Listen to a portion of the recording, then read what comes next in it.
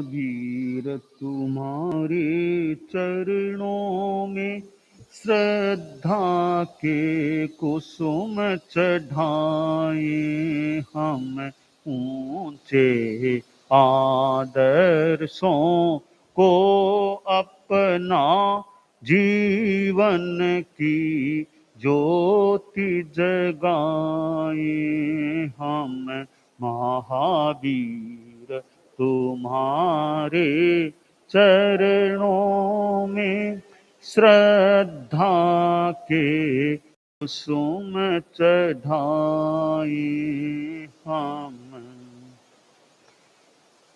पन्नगे च सुरेंद्रे च कौशिके पाद संस्पृशि निर्विशेष मनस्काय श्री वीरस्वामिने नमः। भगवती सूत्र के 8वें शतक में कहा गया है,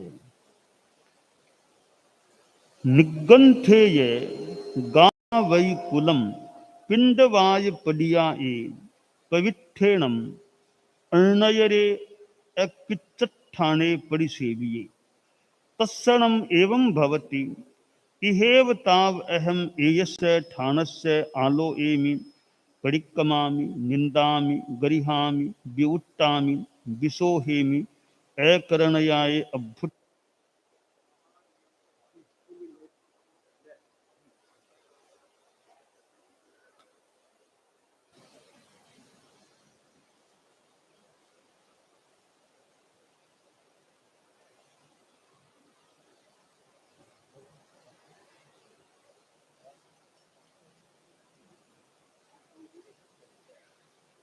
आहारिहं पायच्छित्तं तवोकम्मं परिबज्जामि तवोपच्छा थेराणम अंतियम आलोयिष्यामि जाव तवोकम्मं परिबज्जिष्यामि सेय संपत्तिये असंपत्ते थेराय पुब्बामेव अमुहासिया सेणं भन्ते किं आराहये विराहये गोयमा आराहये नो विराहये। एक बात बताई गई है प्रायश्चित और आराधक विराधक के संदर्भ में। एक साधु गोत्री के लिए निकला, गृहस्थ के घर में वह आहार प्राप्त करने की भावना से, संकल्प से, इच्छा से गया था और वहां गया, वहां कोई गलती उसके द्वारा हो गई। अकृत्य नहीं करने की यानी नहीं करने का काम, प्रमाद, गलती, वहां कुछ हो गया। अब वह साधु सोचता है कि मेरे से छोटी मोटी गलती हो गई, गोत्री संबंधी और कोई गलती हो गई, मैं एक बार तो अपने मन से इसकी आलोचना प्रायश्चित कर लूं, स्थान पर जाकर के फिर मैं बड़ों के पास प्रायश्चित ले लूं, आलोचना कर लूं। तो उसकी भावना है कि मैं ठिकाने में जाकर के जो स्थविर हैं उनसे मैं आलोचना ले लूं। अब यह उसकी भावना थी। अब वह साधु ठिकाने के लिए चलता है आलोचना लेने की भावना से। अभी तक वह स्थविरों के पास वहां पहुंचा नहीं है। उससे पहले ही वो जो स्थविर मुनि जी थे, वे कोई वायु के प्रकोप से और से उनकी बोली चली गई, उनका बोलना बंद हो गया। अब वो साधु मान लो वहां अभी तक पहुंचा नहीं, उससे पहले ही वो स्थविर मुनि जी तो अवाक अमुख हो गए, अब बोल नहीं पाते हैं। अब वो बोल नहीं पाते तो वो आलोचना भी दे नहीं पा रहे हैं, बोलकर वो बता नहीं पा रही है क्या तुमको प्रायश्चित आएगा, आ रहा है। तो ऐसी स्थिति में अब वो साधु बड़े हैं, वो तो बोल नहीं पा रहे हैं, आलोचना हो नहीं रही है। तो वो साधु अब आराधक है या विराधक है? तो उत्तर दिया गया कि गौतम, वह साधु आराधक है, विराधक नहीं है। ठीक है। अब अगला प्रश्न पूछा गया कि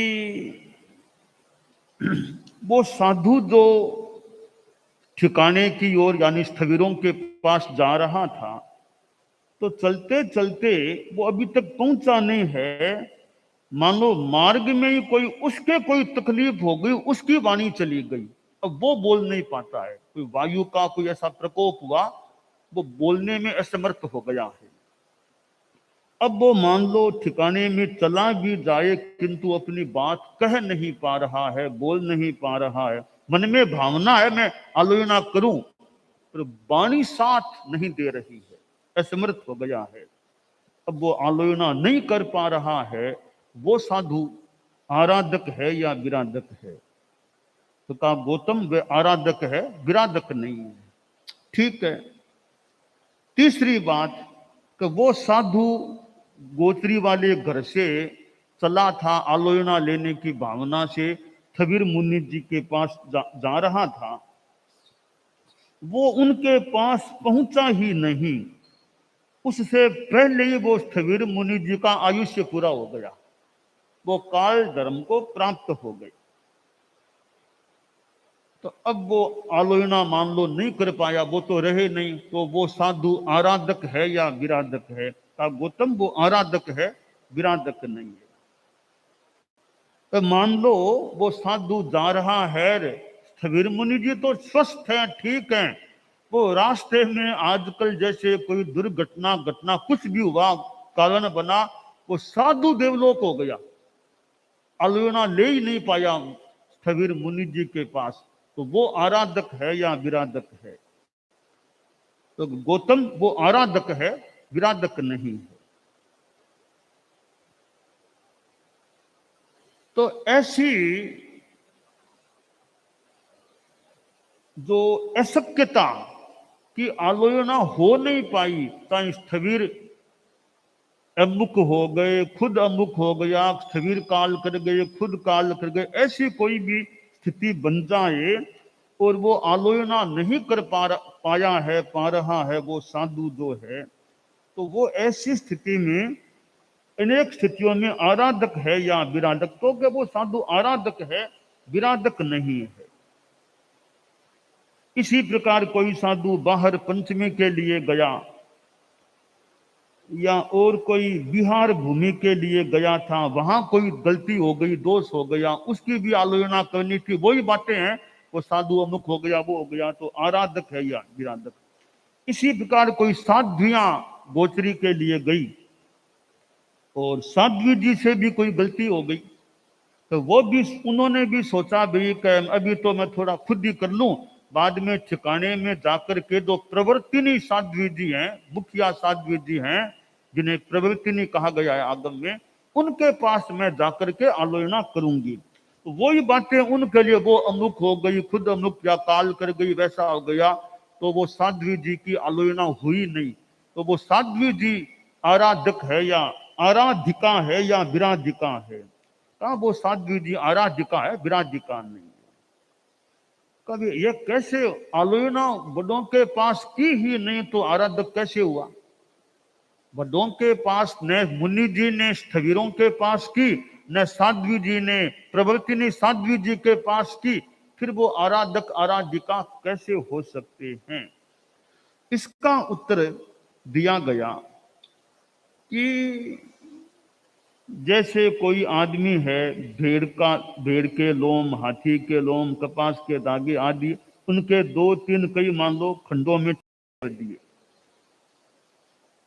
तो टुकड़े करने मान लो शुरू कर दिए, तो छिद्यमान को छिन्न, प्रक्षिप्यमान को प्रक्षिप्य, जो काम शुरू हो गया, अब एक तरह से कुछ हो ही गया। मान लो कि यहां से कोई आदमी रवाना हुआ बॉम्बे से, चेन्नई के लिए रवाना हुआ, स्टेशन गया, अभी तक कोई आपसे पूछा अभी वो कहाँ गया, वो तो चेन्नई गया, अभी तक तो स्टेशन पर यह चेन्नई कहाँ गया, पर यहां से रवाना हो गया तो चेन्नई गया, काम शुरू हो गया तो वो हो गया, मान लो।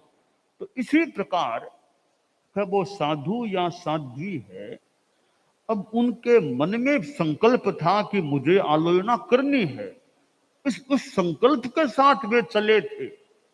तो संकल्प के साथ चले थे, इसका मतलब उनके अंतर की भावना ठीक है, उनकी नीति शुद्ध है, प्रायश्चित लेने की भावना है, परंतु परिस्थितियों ने आलोचना करने नहीं दी।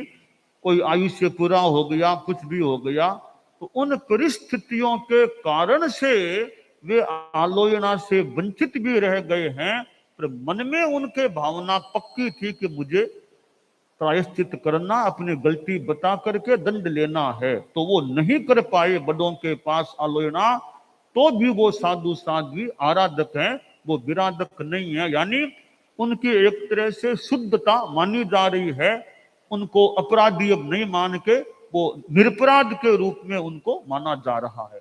तो यह एक भगवती सूत्र में बात आई है, वो खासकर साधु साध्वी के संदर्भ में, और साथ में गृहस्थ को भी डाल दिया कि कोई गृहस्थ के घर में गोचरी गए, वहां कोई गलती हो गई, और भी कहीं गए, पंचमी के लिए गए और कहीं गए, तो वहां गलती हो जाए तो प्रायश्चित वो बड़ों के पास यूं करना होता है सामान्यतया।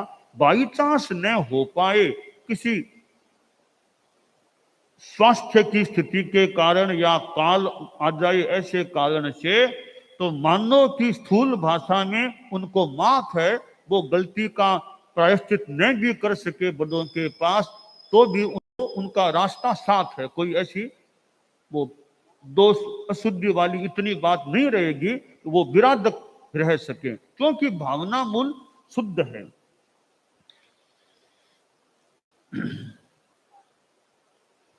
ये आराधक ज्ञान का आराधक भी होता है, दर्शन का आराधक, चारित्र का आराधक, इहलोक का आराधक, परलोक का आराधक, क्यों विराधक भी होता है। स्वीकृत व्रत की निरतिचार अनुपालना करने वाला आराधक और निरतिचार आराधना न करने वाला विराधक होता है।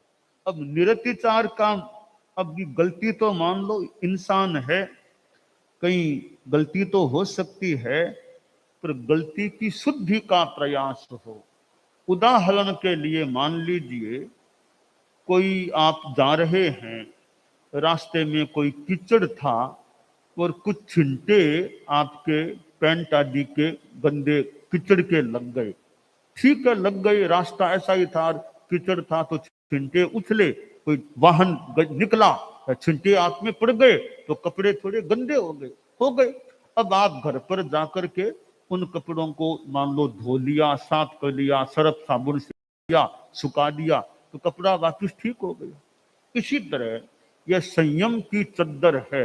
मान लो इंसान है, छदमस्त है, गलतियां हो गई, गलती हो गई। अब जैसे आपने साबुन सर्फ पानी से कपड़े को साफ किया, इसी तरह प्रायश्चित रूपी आलोचना रूपी साबुन कपड़ा पानी से उस संयम की चद्दर को धो लिया, तो वो वापिस निरतिचार साफ हो गई है। तो अतिचार लगे नहीं, बहुत ही बढ़िया, लग भी जाए तो फिर उसको धो डालना चाहिए, प्रायश्चित के द्वारा साफ कर लेना चाहिए। तो वो साफ हो गया है, निरतिचार आराधक हो गया है। बाई चांस वो आलोचना मन में भावना थी, नहीं कर पाया है किसी कारण, ऐसे परिस्थिति जन्य कारण से, तो भी चूंकि भावना से वो शुद्ध नीति वाला है, तो भी उसको आराधक ही माना गया है। यह आराधना और विराधना ऐसे बहुत महत्वपूर्ण है कि भी आराधकता हो जाए। साधु भी सोचे, साध्वी हो, साधु हो, भी मेरा संयम जीवन है, मेरी आराधना अच्छी हो जानी चाहिए। इसलिए यह प्रतिक्रमण, 2 समय प्रतिक्रमण है, पक्षी की आलोचना, चौमासी पक्षी की आलोचना, संवत्सरी की आलोचना, और लगे भी कि मेरे से यह गलती हो गई तो विशेष रूप से उसकी आलोचना कर ले। कि आलोचना करनी है तो सरलता चाहिए, सरलता के बिना आलोचना बढ़िया नहीं होती है। बच्चे की तरह सरलता, संस्कृत में जो कहा गया है, किं बाल लीला कलितो न बालः पित्रोः पुरो जल्पति निर्विकल्पः तथा यथार्थम कथयामि नाथ निजाशयम सानुशयस्तवाग्रे।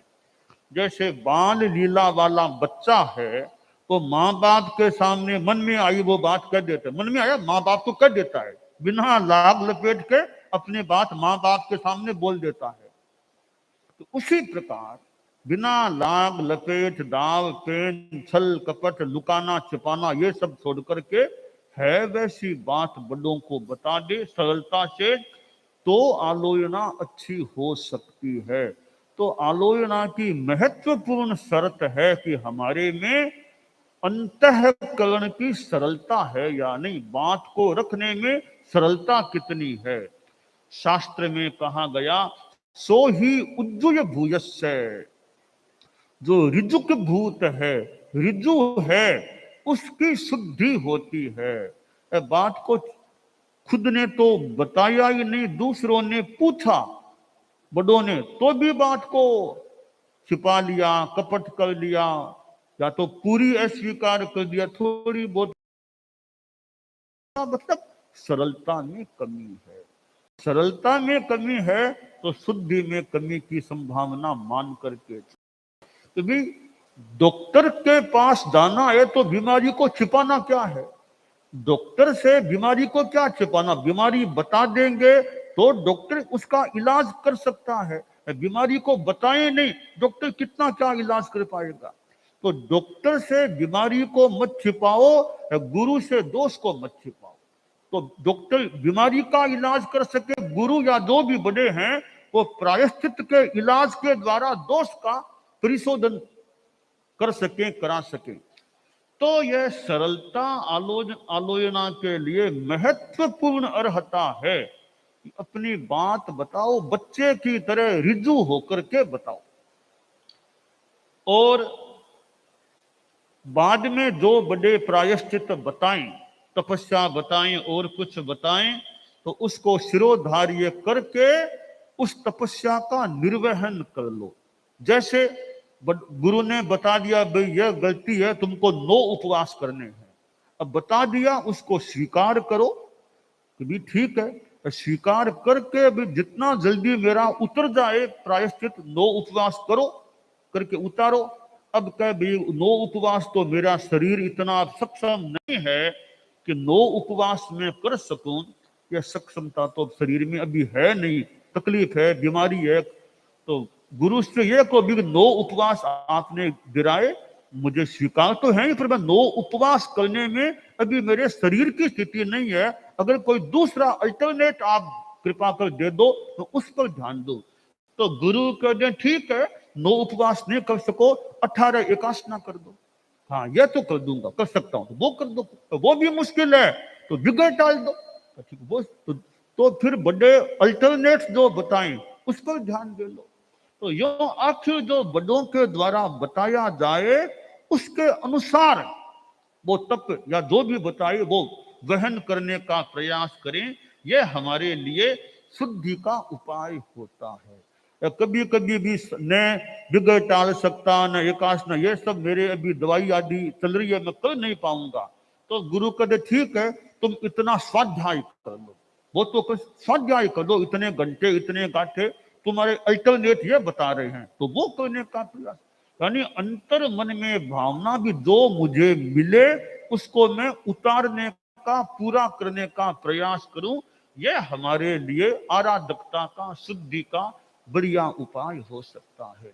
क्योंकि और तो इंसान है, गलतियां आजकल तो यह चिकित्सा में और में छोटी मोटी मामूली है, कभी ऑपरेशन, कभी साधु साधियों कभी ऑपरेशन कराना पड़ जाए, कभी आंख का ऑपरेशन, कभी और कोई कभी भिन्न लिंगी का चेकिंग चेक डॉक्टर का आदि का भिन्न लिंगी का स्पर्श भी हो जाए, कभी वाहन का उपयोग भी करना पड़ जाए, ऐसे मान लो हो जाए तो बराबर अपना प्रायश्चित हो जाए, फिर निश्चिंत है ठीक हमारा काम, उसको उतार दे, जितना जल्दी संभव हो सके प्रायश्चित का निर्वहन कर ले तो हमारा काम कंप्लीट पूरा हो गया।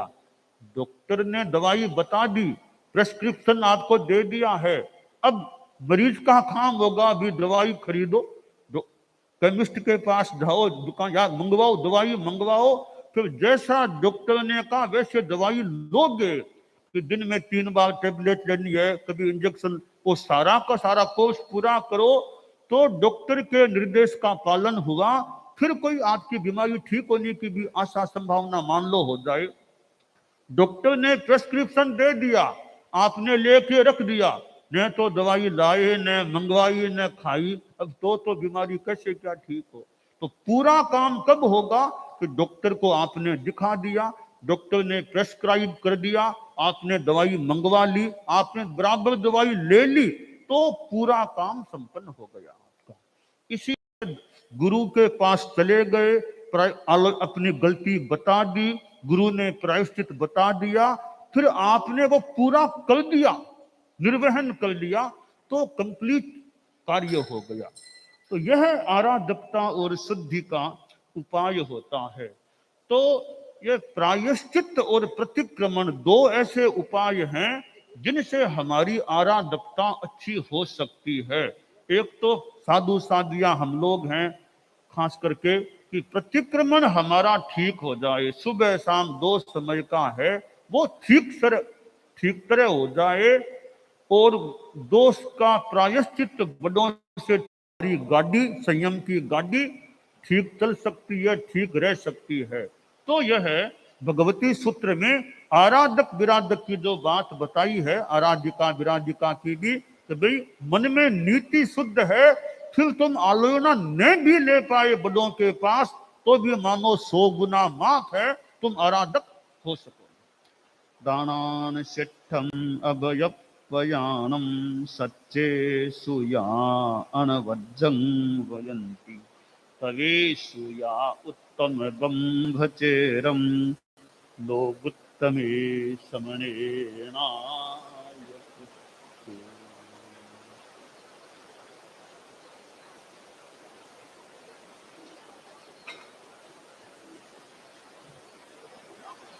तो बगड़ी वो सब काफी, बगड़ी वो सब की वस्तु है।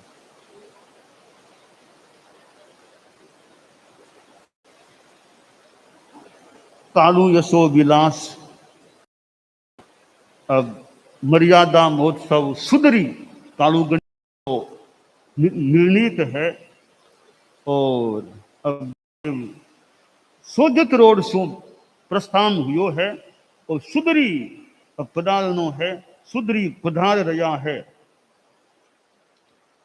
तो मर्यादा महोत्सव के वास्ते अब सुधरी के मायने पदार्पण हो रही है।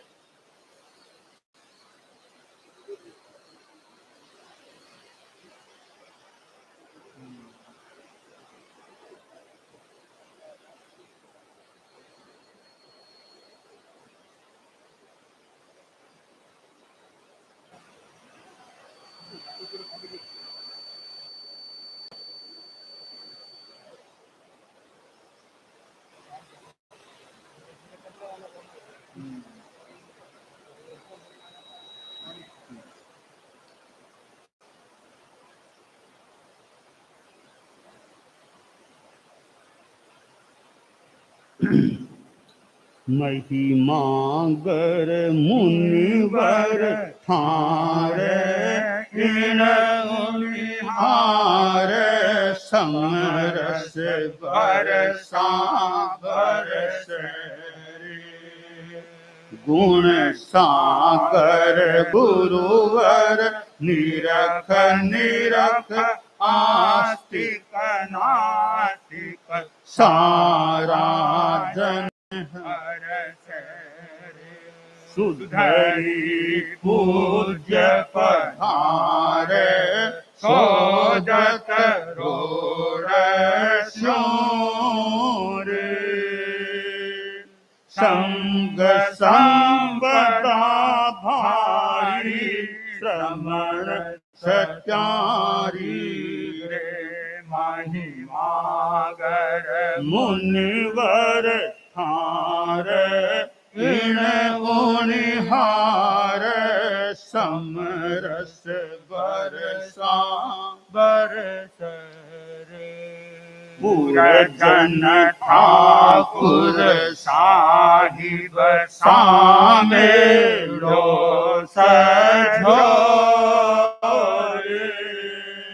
बड़ी हाजरी गढ़ में छटा तारी रे महिमा गर मुनिवर हार इन मुनिहार समरस बरसा बरसे अद्भुत आभा जमी धर्मरी जागृति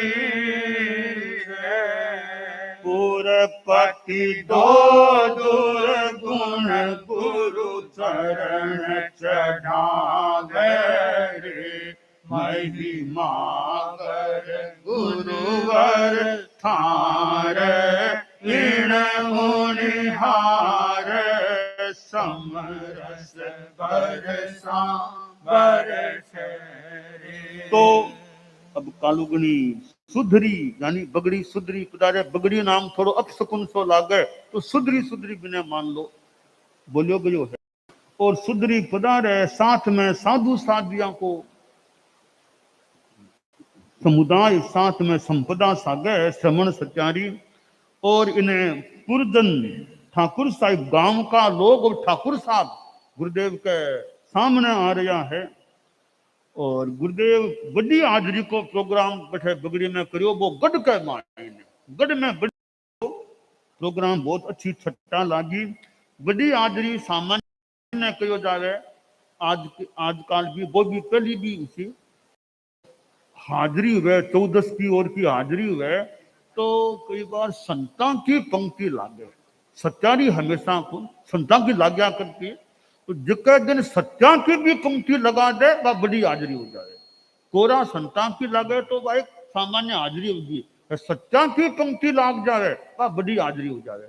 या मर्यादा महोत्सव में कई बार सत्या संत सब की वह पंक्ति लागे वह बड़ी हाजरी। तो बगड़ी में गढ़ में बड़ी हाजरी को प्रोग्राम संभव थे कोई रूप रहो हुएला कि सत्या की भी पंक्ति लागी हुएला यहाँ कल्पना आशा कर सका। इन्हें दीक्षा को उत्सव इन्हें मर्यादा महोत्सव तो बगड़ी को तो मानो भाग्य खुल गयो। अब सुधरी रे इतिहास में प्रथम महोत्सव करवायो कालुगनी बधो क्षेत्र रो कुंदन मल जी सेठिया गभीर हीरा चंद भंवर देवरा आदि सहु श्रावक मिला आनंद करी व्यवस्था सांतरी साज बाज सुग साज बगड़ी अति तगड़ी हुई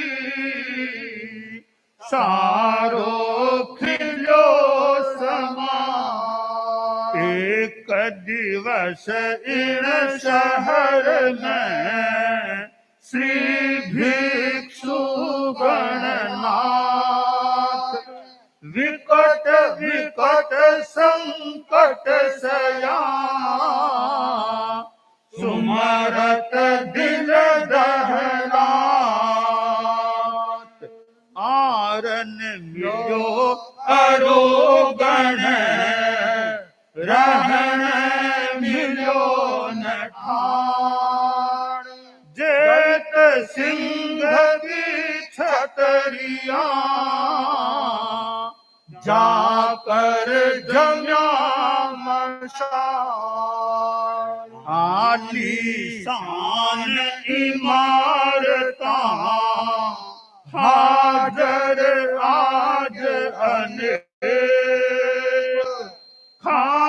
खातिरदारी यात्रिया तीना लय अतिरेक सुधरी सगरी बात तब जचन बगड़ी नाम सुधरी सुधरी सब कहे परिणत नाम सुजान। सुधरी बगड़ी का इतिहास पहली बार मर्यादा महोत्सव हो रही है परम पूज्य कालूगनी के व्रतारय में, यानी 8वां पाठ कालूगनी गई सबसे पहली बगड़ी में 13 पंथ आपने धर्म संग्रह मर्यादा महोत्सव करवायो हो। और भी जमाने के मायने कुंदनमल जी सेठिया और अठिन गंभीर चंद जी धारीवाल, हीराचंद जी कातरेला, भंवरलाल जी देवड़ा आदि श्रावक लोग बहुत अच्छा मिलिया है और व्यवस्था करिए। महोत्सव जी आप लोग प्रोग्राम है तो व्यवस्था करिए, करी व्यवस्था शांतरी साज बाज शुभ साज। और बगड़ी कहता बगड़ी तगड़ी होगी, बगड़ी बहुत तगड़ी होगी, इतनी व्यवस्था बटे करी गई है। सारो समाज खिल गयो, कि समाज किया खिल गयो कि बगड़ी का लोग तो प्राय 12 रेणिया दक्षिण भारत में और में 12 रेणिया है। मर्यादा महोत्सव कालूगनी को तो वे लोग अपने गांव में आया है। 75 घर एक साथ खुल गया, 75 घर खुल गया। तेरा आपने समाज का लोग गांव में गुरुदेव को महोत्सव हो रही है, 75 घर एक साथ खुल गए। इससे समाज खिला खिला सा प्रतीत होने लगा। तो बीच बगड़ी का लोग आपके गांव में आकर घर खुल कालूगनी प्रवर को मर्यादा महोत्सव को मौको है। व्यवस्था अच्छी शांति करी गई है बगड़ी में। अब गुरुदेव लिखे है कि एक समय हो अपना पहला गुरुदेव आचार्य भिक्षु हा बने तो जगह भी को नहीं मिली, बगड़ी में जगह को नहीं मिली, आर को नहीं मिलो, आ स्थिति ही। अब तो जगह को नहीं मिली तो बने जय सिंह जी छतरिया में जाकर के ठहरना पड़ो। एक तो बात स्थिति ही आज आलीशान इमारता हाजर आज अनेक। अब बगड़ी में जाओ आलीशान इमारता की लोग के मंकई बरा अठे बिराजो, यानी इमारता खड़ी है, लोग भावना गावे अठे बिराजो अठे बिराजो। तो गुरुदेव भिक्षु स्वामी ने तो रहने से जगह भी को नहीं मिली।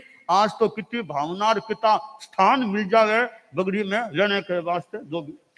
और खातिरदारी यात्रियां इतो ही नहीं, यात्री आवे बांकी की खातिरदारी की बात है, बाने भी रहने वास्ते तीना लय अतिरेक और नहीं तो तीन की कुटीर बन जावे, तीना की कुटीर में यात्री लोग ठहरो। अब तो कितनी खातिरदारी हो जावे।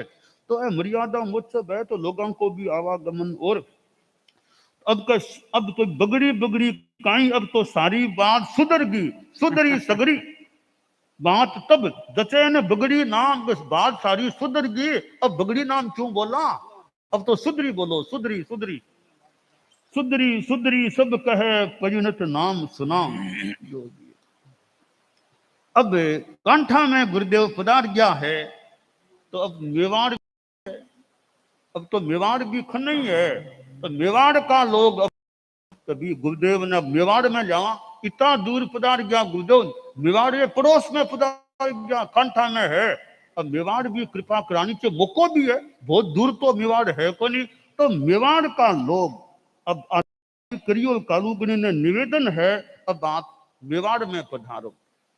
पूज्य परमेश पधारो देश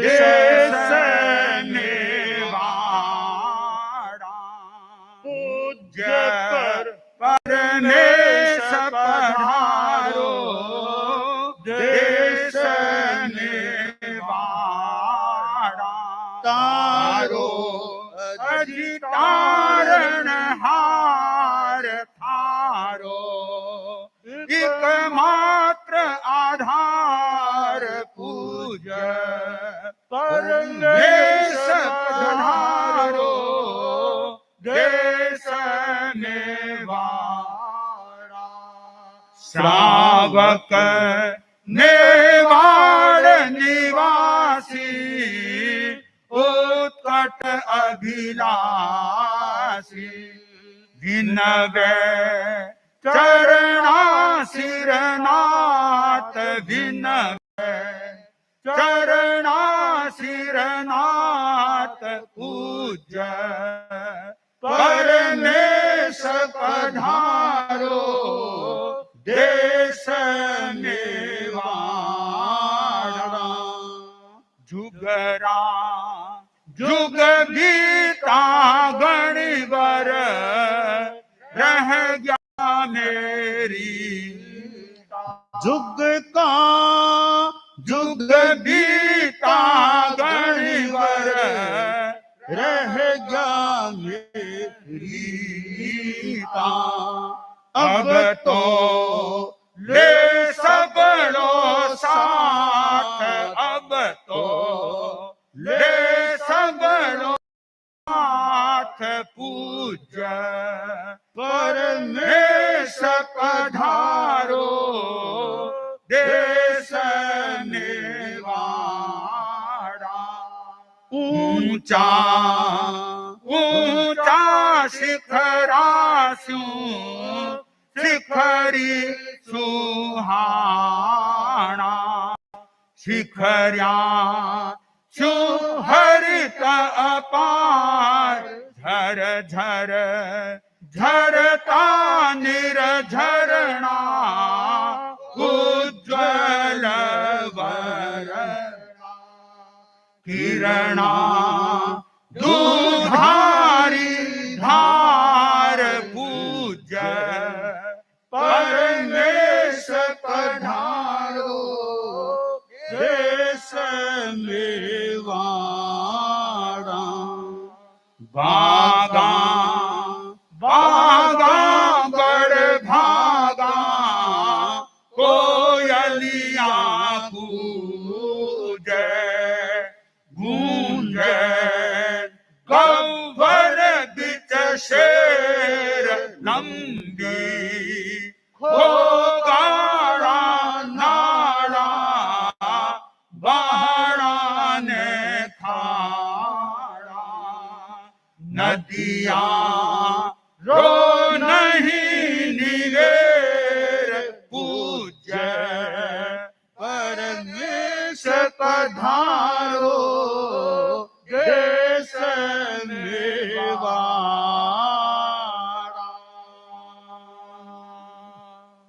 मेवाड़ का श्रावक लोग निवेदन कालूगणी के वास्ते कि गुरुदेव अब मेवाड़ पर कृपा कराओ, जुगरा जुग बीत गया, मेवाड़ ऋतो है आ धरती रीति है, अरे वे पहाड़ तो अधिक है आपने के कणा गुरुदेव पधारे, ए मोको भी है ना तो कंठा तक तो पधारना हो ही गयो, अब सिरियारी अगर देवगढ़ खने मेवाड़ है, बस घाटो सजो मेवाड़ है, घाटा उतरिया मारवाड़, घाटा सजा कर मेवाड़, बस अब मेवाड़ कृपा कराओ आप। और बाग बगीचा किता नदियां काई और काई मेवाड़ के मायने है, और गुरुदेव मेवाड़ का लोग ठीक है, बीच जमाने की बात माना, घना कोई विभव विलासी नहीं है, आपका सीधो साधो मोटो खानो खाने वाला लोग है, पुरानो वेश पहनने वाला है, घर घर भक्ति बहुत है, और गुरुदेव आप बाड़ी है नी पानी शू सिंचन नहीं मिलसी तो बाड़ी फिर सूख भी सके, ये बाड़ी ना आप संभालो, आप बाड़ी का माली को आप पधारो बिना सिंचन दो, ताकि बाड़ी बिना बाड़ी सूख जावे नहीं कठी, ये वास्ते मेवाड़ पधारो, मेवाड़ की बाड़ी ने वारी दो पानी, आप सिंचन दो पानी शू, आप इस पर चिंतन कराओ, देर ना कराओ, जल्दी घोषणा कराओ मेवाड़ पधारने की, और आप ऊंची दृष्टि दिल का दरियाव देव, माने अब गुरुदेव की मर्जी हो रही है, और गुरुदेव आश्वासन दिरादे हुए भी मेवाड़ आने का विचार है, तो कृपा कराई है, और अब 19 दिवस तो सुधरी में प्रवास करायो है, खूब अच्छो एक मानो जो भी अच्छो वातावरण गांव में और में सब भारी उपकार करता करता आगे गुरुदेव पीपलाद केलवाद चार गुड्डा मारवाड़ में विभिन्न, राम सिंह जी का गुड्डा 1, चतरा जी का गुड्डा 2, अजबो जी का गुड्डा 3, बड़ा गुड्डा 4 गुड्डा बैठक मारवाड़ कांठा खानी बिने है, तो गुरुदेव यहाँ बिहार कर रहा है, और यहाँ 4 गुड्डा को स्पर्श करायो, बड़ा गुड्डा भी पधारिया है, और बड़ा गुड्डा को अपनो एक प्रसंग भी है कि यहाँ कालू गनी और मुनि तुलसी को एक थोड़ा संवाद सो जो है, वो बड़े गुड्डे को एक अच्छो प्रसंग भी है, तो यहाँ कला कालू यशो विलास के मायने वो प्रसंग है कि किया छोटा यानी मुनि तुलसी ने कालूगणी एक शिक्षा दे, क्या मुनि तुलसी वापिस एक तरह से अपनी भावना कालूगणी के प्रति पद्य के मायने व्यक्त करे है। तो यहाँ के लिए बाता और क्या कालूगणी मुनि तुलसी ने एक संकेत देवे है कि तू रामचरित्र याद कर, रामचरित्र याद करावे मुनि तुलसी ने। और गुरुदेव की कई बार आगम दृष्टि है और क्या कई स्थितियां बने हैं और सोचियों को निर्माण हो, ऐसी अनेक बातें यथा संभवतया आगे आ सकती।